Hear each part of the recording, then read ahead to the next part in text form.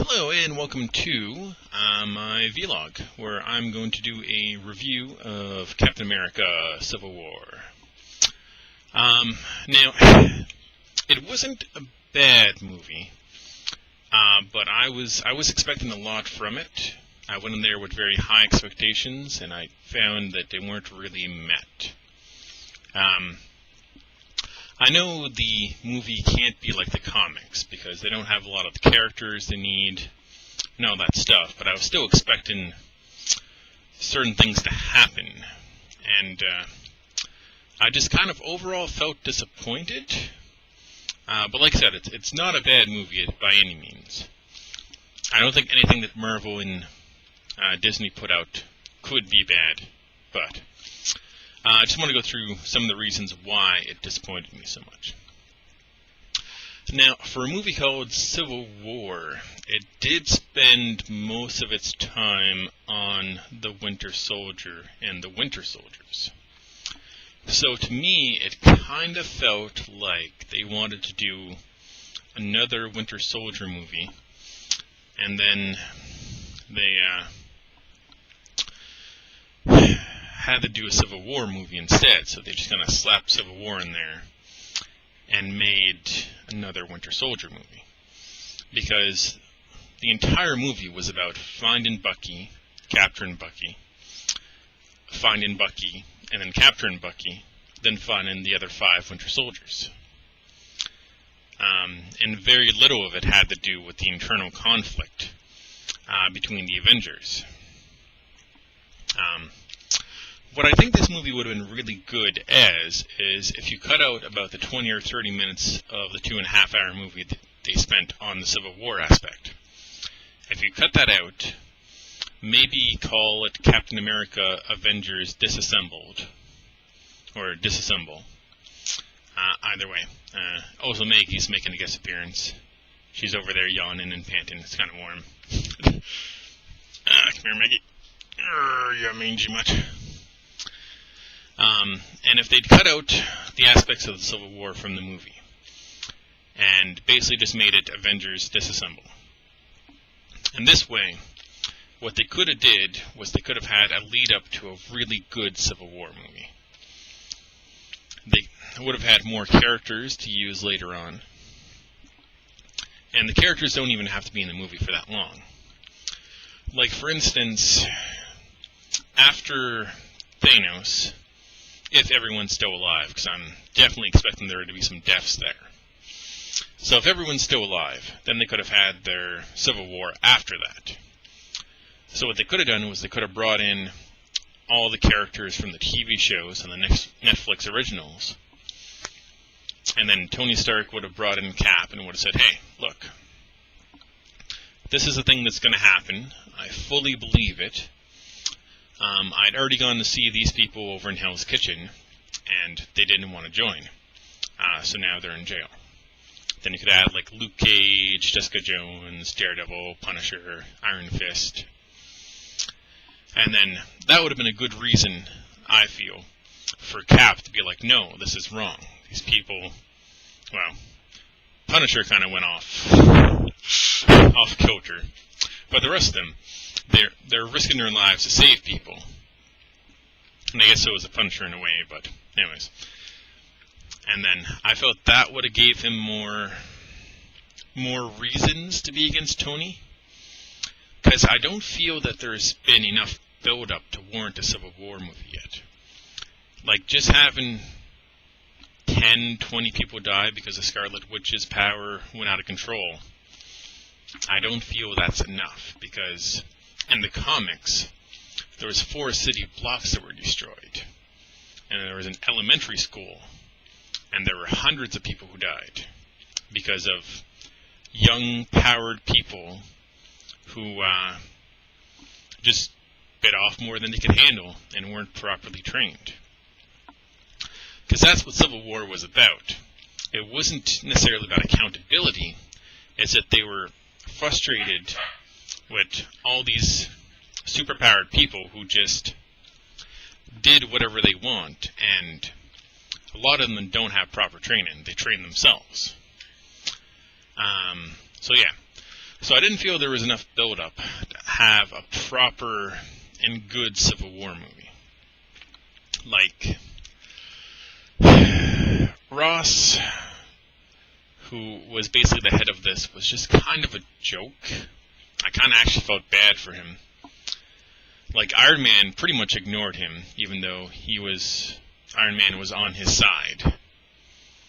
And he just kind of felt pointless. It kind of felt like they just threw him in there so that people would recognize him. But really, his spot could have been filled by any bureaucrat. Literally anyone, and it would have had the same effect. And because he was in the movie, I was like, okay, so the Red Hulk's going to be there. Or at least some kind of a teaser. Maybe, I thought, at the end credits, we're going to have like a teaser with him being angry and frustrated that nobody's listening to him. And he's like, fine, I'll handle this. And he has like a vial of the Hulk's blood. I wouldn't even cared if there was no explanation on how he got some of the Hulk's blood. I would have just cared that he was in there for an actual reason. Because, yeah. And like, Civil War was about Captain America disobeying S.H.I.E.L.D. because S.H.I.E.L.D. was the head of this. So it kind of felt like the Winter Soldier movie would have almost been a better Civil War, because it actually does start off with Captain America disobeying S.H.I.E.L.D. And then them trying to bring him in, and he just, kicked their ass. And that's kind of how Civil War starts, because they tell him he has to go and take out all these people and drag them in, and he's like, no, I'm not going to do that. These people risk their lives. And then Maria Hill was all like, well, then we're going to have to take you out. And Cap just kind of smiles, beats up like 20 S.H.I.E.L.D. agents, and then catches a ride on a jet. But yeah, so Ross, I felt he was pointless to be in the movie. And I kind of felt bad, because it felt like a poor use of his character. Because he's a really good antagonist, but in this movie he just kind of felt like a laughingstock, which I kind of found kind of crappy. Some stuff I did enjoy. I enjoyed the new Peter Parker. I really like him. He's the only Peter Parker I've enjoyed. The movies made by Sony were okay, but I really think this new Peter Parker has a lot of potential. I really liked the Black Panther. They found a great actor for him. I liked all the scenes he was in. I liked his suit. His suit was awesome. Alright, what else? Right, the 5 Winter Soldiers.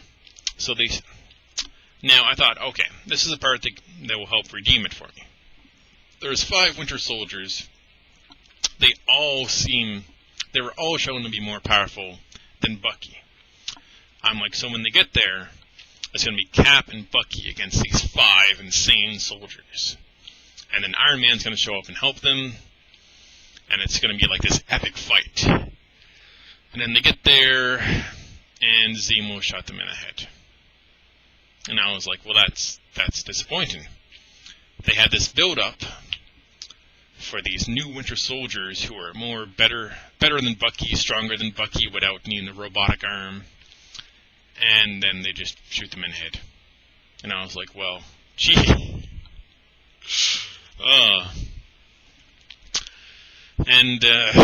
Yeah, and I was kind of disappointed with Zemo. Like, he's kind of a neat character in the comics.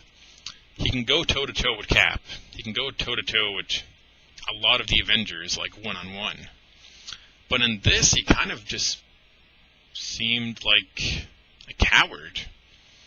He's like, I can't stand up to any of these superpowered peoples, so I'm just going to try and get them to kill each other with a half-baked scheme. But in the comics, he's like really good at swordsmanship. He's got a sword.